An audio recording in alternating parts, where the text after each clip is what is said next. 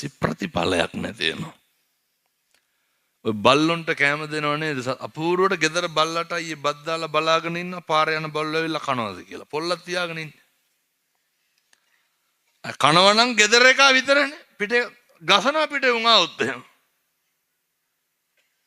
හම්බ කරගෙන කණ්ඩ බැරි හින්දානේ හොයාගෙන ගන්නේ. මං කියන අනුකම්පාවේ තරම් බැරි වෙලාවත් පූස හාල් මැස්ස මුල පතුරු ගැහුවොත් එහෙම. ඒකට සුමානයක් බත් නැහැනේ ගෙදරින්. ඔය මම දැකලා තියෙනවා මෙහි ඉන්නවද බයිසිකල් වලට පන්නන බල්ලෝ නැහැ. මේ කොල්ලොන්ගේ මහ තියෙන බලු වැඩ. පොළු කෑලි අරගෙන යනවා අර පන්නන එකයි කටට ගහනවා. ඔවුන්ගේ දත් කැඩුනම කවුද බෙහෙත් කරන්නේ? මට හොඳ අත්දැකීම් තියෙන ඔය ගෙදර ගිහිල්ලා ඉන්නකොට අර බල්ලෝ කණු වලට මුත්‍රා කරනවානේ. කිරියත්තා කෙනෙක් මට එක පාරම කිව්වා කෑ ගහන්න එපා හත් දෙනා දෙන්නලු. උන්දා ගියත් එහෙන ඉංජිනේරු ගල්පාගයා. ඇයි ඒ? මං ආපහු බලනකොට තමයි බල්ලෙකුට මානනවා. මං ඇයි අර කණුවට මුත්‍රා කරාලු. ඒක බල්ලාගේ ගතියනේ පින්නදුනේ. අපි මොකටද බලු වැඩ කරන්නේ? පුරුදු වෙන්න. ඒ බලු වැඩ කරන්න එපා කවදාවත්. දෙන්න දීලා අතාරින්න. අදින්න පුබ්බක එක ආත්මයක ගෙදර ඉන්නකොට හාමුදුරු කෙනෙක් හැමදාම පිණ්ඩපාත දෙනවා. පන්සල් වලත් එහෙමනේ ඔය. දාන ගේනකොට බැරි වෙලාවත් ලොකු හාමුදුරුවෝ එහෙම හිටියේ නැත්තම් මූණ දෙක වෙනවනේ. ඇයි අරන්නේ උන්වහන්සේ කැමැති විදිහට දාන්න ගේනවා. බැරි වෙලාවත් දාන්න ගෙනල්ලා පොඩි හාමුදුරුවෝ විහාරයට යන්න ආවේ නැත්තම් එහෙම. දැන් හෙට දාන්න තියෙනවා කිව්වොත් අපේ අම්මලාට අදර ඇනින්ද යනවා දෙගමනක්වත් ඇහැරෙනවන්නේ. මෙච්චර ගෞරවයෙන් හදාගෙන එනවා. බැරි වෙලාවත් ඕක දී ගන්න බැරි වුණා.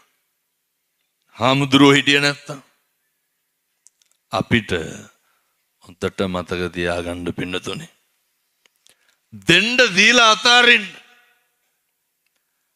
අදින්න පුබ්බකගේ ගෙදර හැමදාම හාමුදුරු කෙනෙක් උදේට පිණ්ඩපාත යාව මිනිස්සයා දෙන්න දුන්නේ නැහැ. එක දවසක් අදින්න පුබ්බකට හිතුණා මොනා හරි දෙන්න ඕන කියලා. ගෙදරින් එළියට බහිනකොට බිරිඳට කිව්වා මොනා හරි හදලා දෙන්න. ඔච්චරයි කිව්වේ. මොකද්ද කිව්වේ? හොඳට මතක තියාගන්න ඕන වචන. අදින්න පුබ්බකට ලැබුණේ දෙන්න කියපු හින්දා මිසක් කන් දීලා නෙමෙයි. ගෙදරින් යනකොට කිව්වා මොනා හරි හදලා දෙන්න කියලා. වෙලේ වැඩ කර කර ඉන්නකොට දැන් බිරිඳට හරි සතුටුයි. බිරිඳ වෙනදට වඩා ගොඩක් හදලා දුන්නා. දැක්ක හාමුදුරුවෝ පිණ්ඩපාතේ අරගෙන යනවා. අදින්න පුබ්බකට හිතුණා මොනවාද දුන්නේ කියලා බලන්න ඕන කියලා. පොර දුවගෙන ගිහිල්ලා හාමුදුරුවන්ගේ පාත්‍රය ඇදලා අරන් බැලුවා. වෙනදට වඩා හොඳට උයලා. ගෙදර ගියා. ගිහින් බිරිඳට හොඳටම බැන්න ඇයි? මොකටද එච්චර දුන්නේ කියලා. අර පැහැදිලිද? දෙන්න දීලා හිත හදාගන්න. දාන්න ගෙවල් එහෙම අපි ඕන තරම් දැකලා තියෙනවා. සමහරු කියනව නේද ඔය ඔච්චර මොකටද ඌවා සේරම හාඳුරුව වළඳනවයි. ඔය කැවිලි පෙවිලි හැදුවට ඔවා කනවයි ඔතාගෙන යනවනේ කරන්නේ. කොහොම කියනවනේ. ඔතාගෙන යනවා හරි තම්බලා කනවා හරි එක කාගේ වැඩක්ද? ඔය මම කඩුවෙල දානයකට ගිහිල්ලා මස් වර්ග 8ක් හරි 9ක් හරි තිබ්බා. මමත් පුදුමෙන් වාගේ ඇහුවා මෙච්චර මොකටද කියලා. ඒ මනුස්සයා මට කියනවා හාඳුරු වළඳන්නේ නැත්තම් සද්ද නැතුව ඉන්නලු. අපිටත් හොඳ වැඩේ. බලන්න හරි අවබෝධය. වළඳන්නේ නැත්තම් සද්ද නැතුව ඉන්න. වළඳන නොවළඳන එක ඔබ වහන්සේලාගේ වැඩ. දෙන එක ඒක මගේ වැඩ. වචනයක්වත් ආයේ කියන්න කියන්නේ. මං අවසානයේ ඇහුවා වැළඳුවේ නැත්තම් ඉතින් ඒකත් ඔබ වහන්සේලාගේ වැඩන්නේ කිව්වා. දීලා ඉවරයි කිව්වා. හාල් ටික කරනකොටම දීලා දාන්න. පලා ටික කපනකොටම දීලා දාන්න. මිනිස්සු කියනවනේ ඔච්චර ගොඩවල් මොකටද හරි බත් විසික්කනවලු. ටිකක් ඇතිලු. ඔය එහෙම නම් කරන්න එපා. අදින්න පුබ්බක දෙන්න කියපු හින්දා හම්බුණා දීලා හිත හදාගන්න බැරි වෙච්ච හින්දා මොකද වුනේ? මැරිලා දවස් 7ක් ගියපු තැන අදින්න පුබ්බකගේ ධනෙ රාජසන්තක වුණා. කරත්ත වලින් බඩු මාලිගාවට අදිනවා. රජ්ජුරුව බලලා කිව්වලු අනේ අදින්න පුබ්බක කෑවෙවත් නැහැනේ කියලා. මේ දෙන කරන හැම එකක්ම හරි බොහොම දානමය හැඟීමෙන් දෙන්න. සතෙකුට කෑම ටිකක් දැම්මා. නේ ගෙදර ඕන කෙනෙකුට වතුර වීදුරුවක් හරි කමක් නැහැ දෙන එක. මේ සංසාරේ කවදනම් පින්නතුනි අපි ආය වතුර ටිකක්වත් දී ගන්නද? දැන් මේ අම්මලා තාත්තලා හිතන්නේ අපි ලබන ආත්මේ කවුරු වෙලා උපදී කියලාද? එහෙම සැකයක්වත් නැද්ද? සැකයක්වත් තියාගන්න එපා මිනිස්සු වෙලා උපදින්නේ නැහැ. හේතුව මිනිස්සු වෙලා උපදින්නෙම පින්නතුනි පෙර සංසාර කරපු කුසල් වලට. චතුරාර්ය සත්‍ය ධර්මය අවබෝධ කරගන්න යන ගමනේ පාරමිතා පුරන්න විතරයි.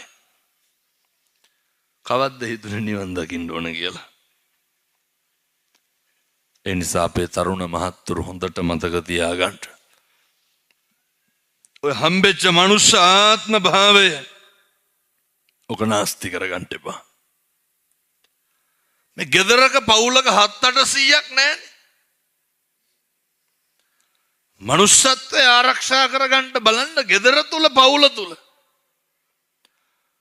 පන්සල් වල සිල් මේ පැත්තේ වල සිල් ගන්නවනේ. පෙරවස් සමාදන් වෙනවනේ.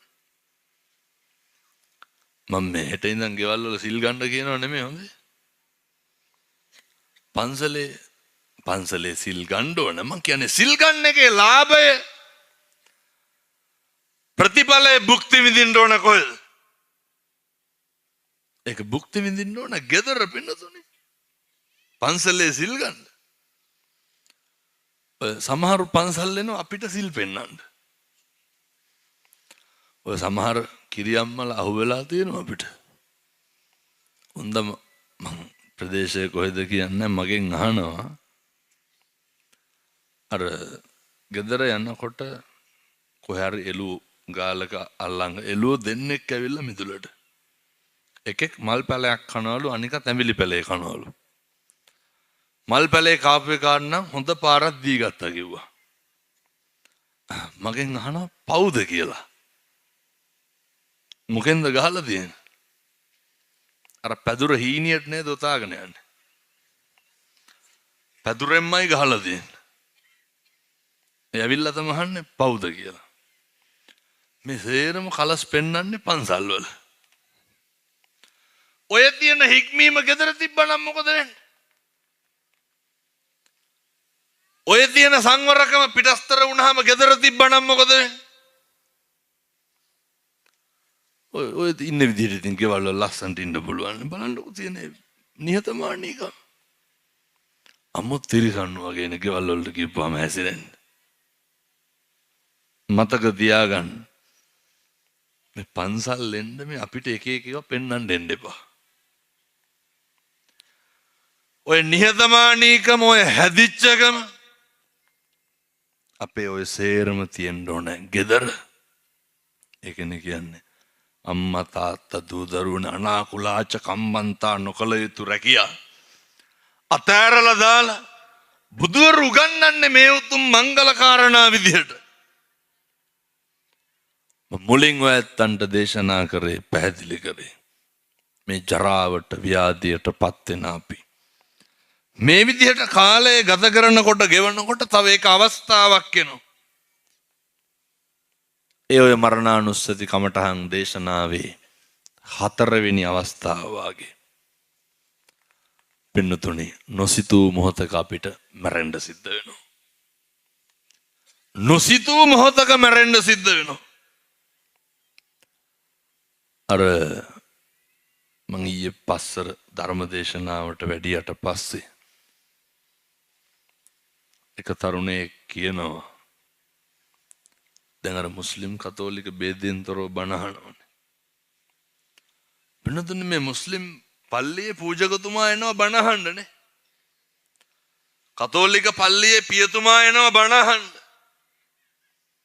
දරු පවුල් පිටින් එන්නේ. මොකද්ද මේ ආශ්චර්ය? මේ තමයි ධර්මයේ ආශ්චර්යය. ඒ තමයි මිනිස්සුන්ට ජීවිතයේ අර්ථය තේරිච්ච තැන. තරුණයා කියනවා හාමුදුරනේ හිටියේ කොළඹලු. ගමට එනකොට තාමත් පන්සලේලු ඉන්නේ. මොකවත් නැහැලු. අම්මා නැහැ. තාත්තා නැහැ. මල්ලි නැහැ. අක්කා හිටියා. සේරම නැහැ. රස්සාවට ගිහින් කොළඹ හිටියේ. කියන්න බලන්න අපිට මොනවද තියෙන අඩුපාඩු. හරි අපූර්වට අවසානයේ කිව්වා කවදා හිටියත් ඉතින් මැරෙනවනේ කියලා හිත හදාගත්තා. ඔච්චරයි. මොනවාද අපිට තියෙන ගැටලු? කිසිම දෙයක් නැහැ. එනිසා අපි හිතන්නේවත් නැහැ. මම බණ කියනකොට මැරෙන්න පුළුවන්. ඔයත් බණ අහනකොට මැරෙන්න පුළුවන්. වචනයේ ඉඳන් පරිස්සම් කරගෙන ජීවත් වෙන්න. මම මේ තරුණ මහත්තුරුන්ට යෝජනා කරන්න ඔය තරුණ කාලය තුල ඔක නිකන් නිස්කාරණේ නාස්ති කරන්න එපා.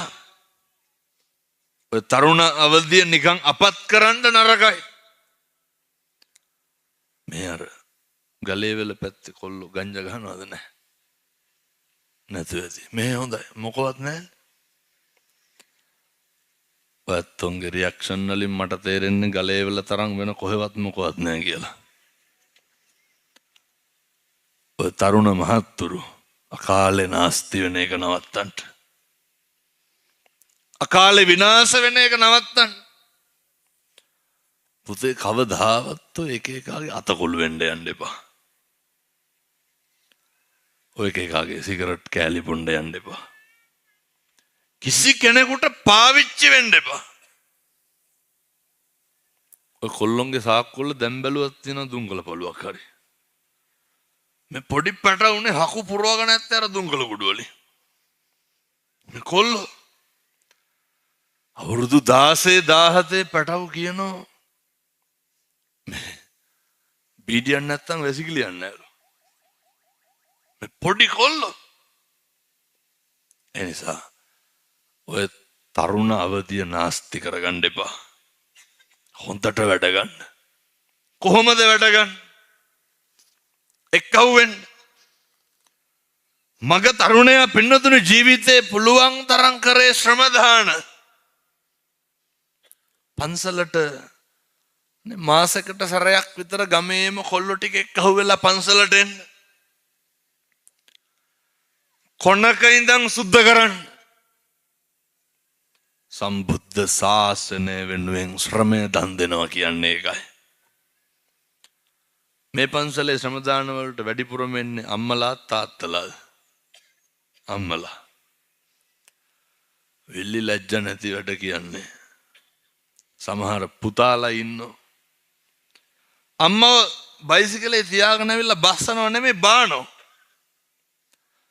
අයරුන්දර බහින්න බෑ.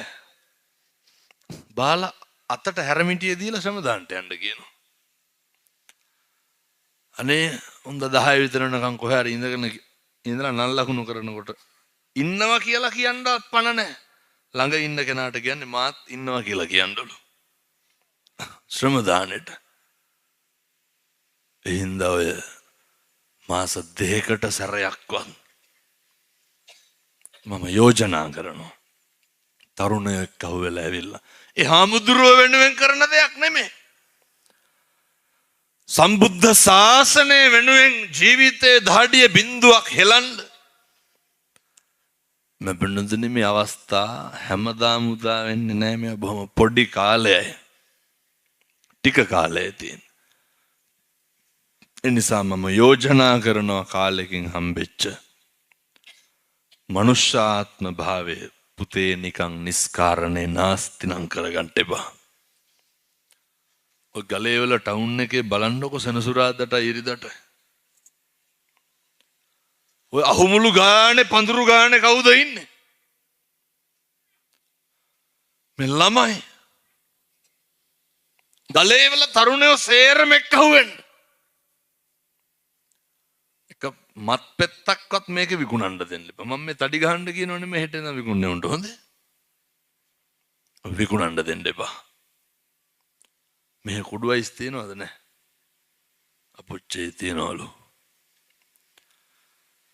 මෙව පොලිසියට නවත්තන්න බෑ. කොල්ලොන්ට පුළුවන් නවත්තන්න. මේ ගලේවල තරුණ මහත්තුරුන්ට හොරෙන් මේක බුලත් ඉඩක්වත් වික්ක හැකිද? කොල්ලොන්ට හොරෙන් මේක කිසි දෙයක් කරන්න බෑ. ඔය තරුණ කාලේ පිං සිද්ධ වෙයි. මම මේ කියන්නේ විකුණන උදවියට කිසි දෙයක් කරන්න එපා. තරුණයෝ මේ අවදිය බනහන් ඇවිල්ලා ජීවිතේම කැප කරන්න සූදානම්.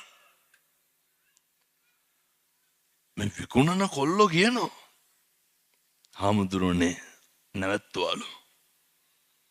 මම ඇහුවා මොරටුවේ කෙල්ලෙක් කොල්ලෙක්ගෙන් දැන් කොහොමද ඊළඟ නඩුවට සල්ලි හොයාගන්නේ? ඕකෙන්මනේ හොයන්නේ. ඒ කොල්ලා කියනවා ඇතුලේ යනවලු. නඩුවට දෙන්න අය සල්ලි හොයන්න ක්‍රමයක් නැහැ. නමුත් විකුණන්නේ නැහැ කියලා. පේනවද තරුණයෝ බනහන්න පටන් ගත්තාම? ජීවිත පරිත්‍යාගයෙන් ධර්මානුකූලව හැසිරෙන්න බලන්න. කොල්ල අන්තිමේට කියනවා මම ගියාට තව ගොඩ දෙනෙක් ඉතුරු වෙයි කිව්වා එළියේ. ඒ නිසා මේ ගලේ වල පරිස්සම් කරගන්න. අහිංසක අම්මගේ තාත්තගේ දරුවෝ වීගෝණිය විකුණලා පන්ති ගාස්තු වලට සල්ලි දෙන්නේ. අල්ලපු ගෙදරින් සල්ලිල්ලා පන්ති කාඩ් එකට සල්ලි දෙන්නේ. කෙල්ලෝ ඊට ආපන්. පුදුම විදිහට විනාශ වෙලා තියෙන. ඔය දැක්කදර විවිධ Facebook සාද කාගේ සල්ලිද අහිංසක අම්මගේ තාත්තගේ දරුවෝ. ජීවිතේ හීන ඉලක්ක මහ ගොඩක් නැහැ. සමහර අම්මලා තාත්තලා ඉන්නව විභාගේ පාස් වෙන්න නෙමෙයි ඉඳගත්තා නම් ඇති කියන තැන ඉන්නවා. ඒ ඉලක්කයවත් සම්පූර්ණ කරගන්න යන්න හම්බෙන්නේ නැහැ. අතරමඟින් ඒ අහිංසක ජීවිත ඩැහැ ගන්නවා බිලි ගන්නවා. ඒ නිසා මම ගලේ වෙලට යෝජනාවක් කරනවා. එක දුම්මත් ද්‍රව්‍යයක්වත් මේකේ විකුණන්න දෙන්න එපා. ඔය හරියට කොල්ලෝ ගුලි කනවනේ දැන් ඉන්නේ. මේ පන්ති යන ළමයි. ඔය මම බැලුවා කොහේ හරි සෙඩ් එකකින් තෙල් ගහනකොට කොල්ලෝ මාව දැකලා එකපාරම hina වෙනවා මේ උඟුලි කාලා. මං ගෙන්නගෙන මං කොහෙද යන්නේ පන්ති. මං අයියේ ගත්ත CR පොට් ටික කොළ 4ක් ලියලා තිබ්බේ නෑනේ. කොළ 4ක් ලියලා නෑ. අර ගමේ ඉන්න අම්මා තාත්තා හිතන්නේ මොකද්ද? පන්ති යනවා කියලා. මං සේරම කොල්ලකින් විස්තරය අහගත්තා. පව් එහෙම හැදිච්ච කණ්ඩායමක් ඉන්නවා. ඔය කවදාවත් දරුවෝ විනාශ වෙන එක දුද්දයක්වත් විකුණන්න එපා. මේ අභියෝගය අපේ තරුණ මහත්තුරු බාර ගන්න. කිසි කෙනෙක් නෑ මේ වගේ කණ්ඩ පොණ්ඩ නැතුව මැරෙන්න හදන උදවිය. එක්කෙනෙකුට දෙන්නෙකුට රිදෙයි. එක්කෙනෙක් දෙන්නෙක් අපහසුතාවයට පත් වෙයි. මුළු සමාජයක් සුවපත් වෙනවා පින්නතුනේ. එනිසා භාග්‍යවතුන් වහන්සේ දේශනා කරේ ඔයනේ නොකල යුතු රස්සා අතර ඔය මත්ද්‍රව්‍ය කවදාවත් විකුණන්න එපා. ඔය කවදාවත් වට පෙළඹෙන්න එපා. ඊට පස්සේ භාග්‍යවතුන් වහන්සේ අනාකුලාච කම්මන්තා නොකල යුතු දෑ අතර තේනව නේද අර වසවිස වෙළඳාම සහ පරිහරණය කියලා. ඒ අතර මෙහෙම තිබ්බට විනාඩි 45ක් ඉවර වෙලා තියෙන්නේ. හොඳේ තව බොහොම ටික වෙලාවයි තියෙන්නේ. ඉස්සර මේ ගංගෙවල් වල තිබ්බද ඔය වකුගඩු රෝගේ පිළිකා රෝගේ ගමකවත් තිබ්බද නැහැ? දැන් නැද්ද උණ හෙම්බිරිස්සාව ගන්නට? හැම තැනම තියෙනවා. වෛද්‍යවරු කියන්නේ ආසනික් වලින් ලෝක හැදෙන්නේ. මම දැන් පළවෙනි වකුගඩු රෝගිය හම්බෙන්නේ 84 මැද වච්චේ 1984. භාග්‍යවතුන් වහන්සේ දේශනා කරා වසවිස වෙළඳාම පරිහරණය කවදාවත් කරන්න එපා කියලා. නොකල යුතු දේවල් කරන්න ගත්තට පස්සේ මොකද වෙන්නේ? මුළු පවුලක් නෙමෙයි සමාජයක් රටක් විනාශ වෙනවා. බුදුවරු දේශනා කරේ නොකරන්නම කියලා ඒකයි. අම්මලාට තාත්තලාට දරුවන්ට පවුල් පිටින්ම යෝජනා කරනවා. මමගේ පළවෙනි රූපවාහිනී වැඩසටහනේ දේශනා කරේ ජීවිතේ කිසිම දෙයක් ගැන අවබෝධයක් නැත්තම් බුද්ධවත විතරක් කරන්න. අපේ මේ තරුණ මහත්තුරු මේ ශබ්ද විකාශන යන්ත්‍ර ඇහෙන මානෙත් එක් කොනේ ඉන්නවා නම් ඔය අද ගෙදර යන්න ගිහිල්ලා අර අපි පහන තියෙන බුදු පිළිමේ තියෙනව නේද? කවුද මේවා කරන්න ඕන? තරුණ මහත්තුරු කරන්න ඕන. ඔය බුදු පිළිමේ අරගෙනනේ පහන තියෙන තැන හොඳට සුද්ධ කරන්න. කාටද මම මේ කියන්නේ? කොල්ලොන්ට කියන්නේ. හෙට ඉර පායනව සත්තයි හොඳට මතක තියාගන්න. ඔය කුණු හරපයක්වත් ආයේ කියන්නේ. බුද්ධ වත කරන මිනිස්සුන්ට වරදින්න දෙන්නේ නැහැ. අපේ තරුණයෝ අද ගිහිල්ලා බුදු පිළිමේ හොඳට නාවන්න සෝදන්න. අපේ බුදුහාමුදුරුවෝ හරි ගෞරවයෙන් කරලා සුද්ධ එකටම කරන්න. හෙට උදේ කීයට හරි ගමන්නේ හැරිච්ච වෙලාවට බුදුහාමුදුරුවන්ට අර බැරි වෙයිද ගෙදර පොඩි කෝප්ප විදුරු තියෙනවනේ දෝකට වතුර ටිකක් දාලා උන්වහන්සේට පැන් වීදුරුවක් පූජා කරන්න. බුදුහාමුදුරුවන්ට කවුද මේක කරන්න ඕනේ? ලෝකේ පුද්ගලික වශයෙන් දන් දීලා ඉහළ මානිසංස ලබන්න පුළුවන් උත්තමයා කවුද? බුදුහාමුදුරුවෝ. බැරිකමද නොකරනකමද? මේක අපේ තරුණ මහත්තුරු හෙට ඉඳන් කරන්න. ඔකේ මහ දෙයක් නෑ බුදුහාමුදුරුවන්ටනේ. අද ගියා පහන තියෙන තැන හොඳට සුද්ධ පවිත්‍ර කරා. බුදු පිළිමේ හොඳට දෝවණය කරා. හෙට උදේ නැගිට්ටා පොඩි වීදුරුවක් ගත්තා වතුර ටිකක් ඕකට දැම්මා. අය මුතුෙන් ගාථා කියන්න ලෑස්ති වෙන්න ඕනේ. උදේ පාන්දර නැගිටලා මගේ බුදුහාමුදුරුවන්ටනේ පැන් වීදුරුව තියලා අත් දෙක නලලට ගන්නකොට ඇතිවෙන හැඟීම සකයි වගේ නම් මම කියනවට කරන්නකෝ.